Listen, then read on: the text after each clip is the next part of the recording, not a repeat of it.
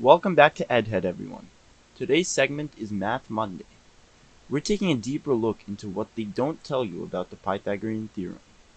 The Pythagorean Theorem, named for the Greek mathematician Pythagoras, describes the relationship between the three sides of a right triangle. This theorem is heavily influential in areas of studies such as engineering and geometry.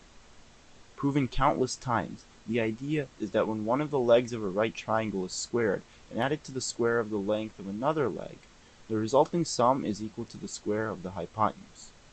Where does this come from?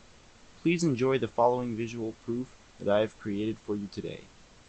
We begin by constructing the following right triangle, with arbitrary legs that have length A and B, and an arbitrary hypotenuse that has length C. Because of the right angle, we conclude that A is the altitude of the triangle, while B is the base.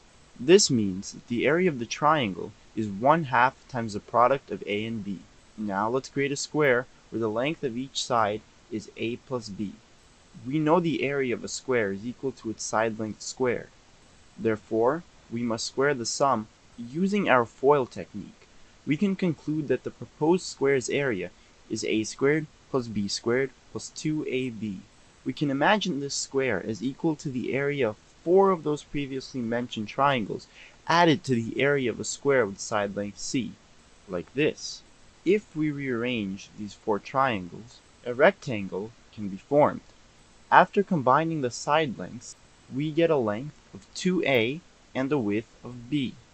The resulting area would be the product of 2A and B. Thus, we have shown that C squared plus 2AB is equal to the area of the proposed square. If we use the transitive property, we see that we get the following equation.